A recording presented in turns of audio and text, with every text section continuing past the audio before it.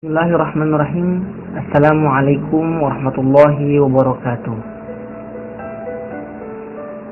Biografi singkat Kiai Haji Abdul Kabir.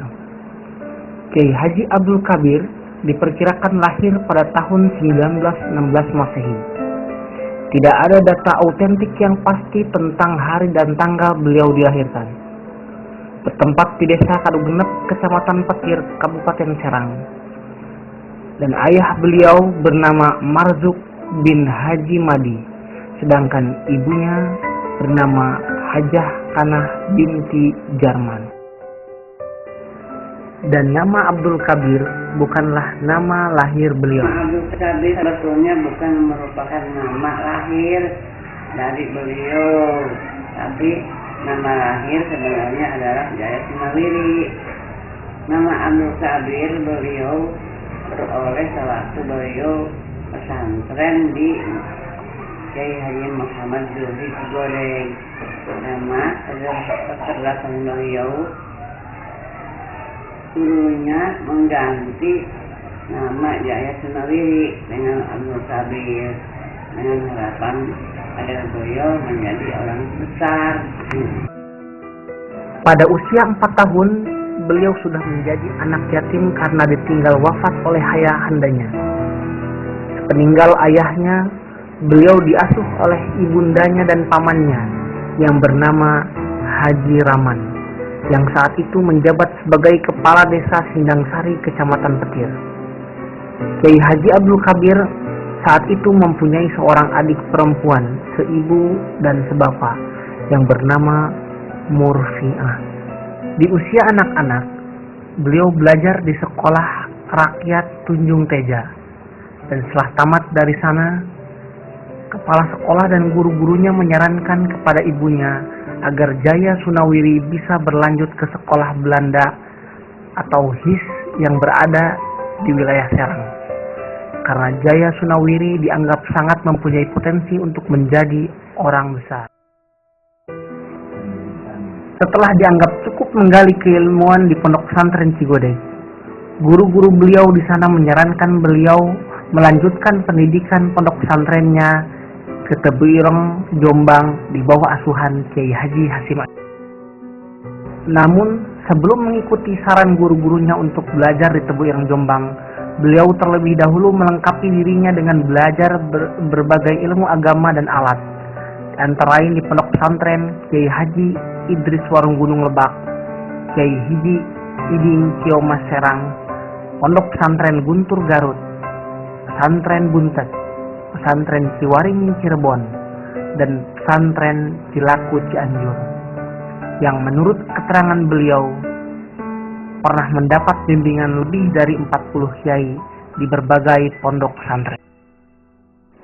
Dan setelah beliau belajar di pondok pesantren di wilayah Banten dan sekitarnya, beliau mengikuti saran guru-gurunya untuk belajar di pondok pesantren Tebuireng Jombang di bawah asuhan Hadratus Syekh Kiai Haji Hasim Asy'ari. Kurang lebih 2 tahun lamanya beliau menghabiskan waktu untuk belajar di pondok pesantren Jombang, Jawa Timur.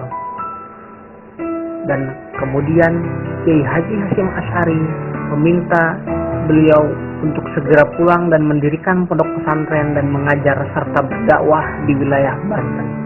Dan beliau pun menikahi seorang wanita bernama Hajah Syukraini, putri dari Haji Sadari yang waktu itu menjabat sebagai kepala desa Kadugenep, Kecamatan Petir.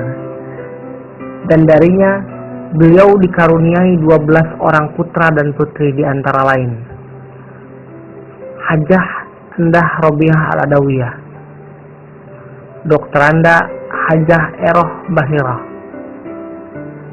Almarhum Sodru Syahid, Kiai Haji Ito Athoillah Kabir SPDI, Kiai Haji Idi Faridi Hakim LML, Utit Tuti Ratnuti SPDI, Dr. Andes Eri AM Ad-Dusturi, Haji Ubaidillah Kabir SE, Ahmad Dail Ma'ruf almarhum, Dokteranda Muzakiratul Ummah, Insinyur Haji Dail Umaul Asri M.Eng, Sofa Ruanda Sofro Sarjana Hukum SP. Dan pada tahun 1943 beliau memulai mendirikan pondok pesantren tradisional atau disebut salafi dan madrasah diniyah dibantu oleh beberapa orang temannya. Di samping seorang pendidik di pondok pesantren, beliau juga dikenal sebagai dai yang cukup masyhur saat itu, yang sering berkeliling dakwah Islamiyah di sekitar Banten dan sekitarnya, dan bahkan beliau sudah sampai berdakwah ke wilayah Lampung. Beliau itu merupakan dai yang tegas dan pemberani.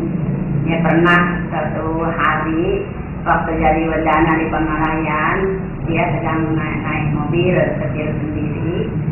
Lihat ada orang hajat sedang memasang bom yang besar buat tontonan wayang golek.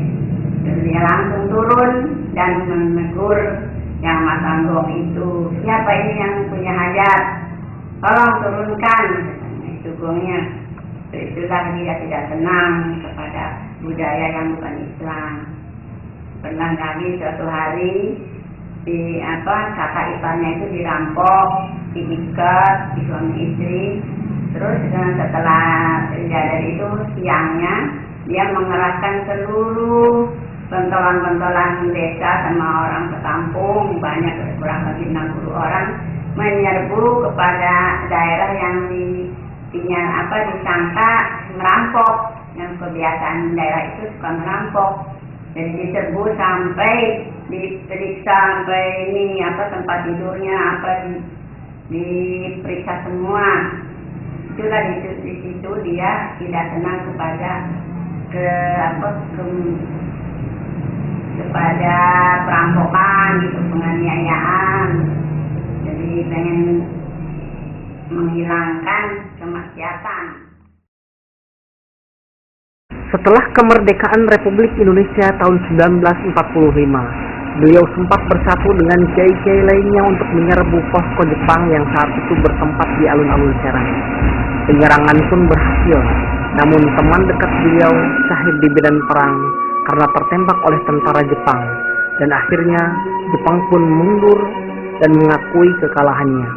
Pada tahun 1948, di saat negara Republik Indonesia dalam keadaan genting, yaitu pada agresi militer kedua Belanda, pesantren yang pernah beliau dirikan di bumi hanguskan oleh pasukan Belanda atau yang disebut dengan KNIL, karena pesantren dianggap sebagai sarang pemberontak, dan beliau pun menyelamatkan diri masuk ke dalam hutan dan bergabung dengan pasukan-pasukan pejuang lainnya, dan bahkan beliau pernah diangkat sebagai komandan dari barisan Sabilillah dan Hizbullah, terutama ketika terjadi perang sengit di wilayah Kebayoran dan Purwakarta. Setelah Belanda menyerah dan mengembalikan kedaulatan kepada Republik Indonesia, beliau diminta dengan sangat oleh Residen Banten Kiai Haji Tubagus Ahmad Khotib untuk duduk di pemerintahan yang saat itu membutuhkan orang-orang yang mampu mengisi posisi sebagai pejabat pemerintahan di negara yang saat itu baru saja berdiri. Dan akhirnya beliau pun menerima permintaan tersebut walaupun sangat berat hati meninggalkan pondok pesantren dalam keadaan porak-poranda. Beliau pun diangkat sebagai wedana pada tahun 1950 sampai 1952 di Kewedanaan Pamarayan. Karena dianggap mampu dan berani, selanjutnya pada tahun 1952 sampai 1958 beliau dipercaya untuk menjadi wedana Iomas yang saat itu dianggap sebagai wilayah yang sangat rawan dan bergejolak, terutama kaitannya dengan banyaknya para perampok dari Darul Islam atau disebut DI dan kelompok-kelompok kriminal lainnya yang saat itu dikenal dengan julukan Jawa. Secara pribadi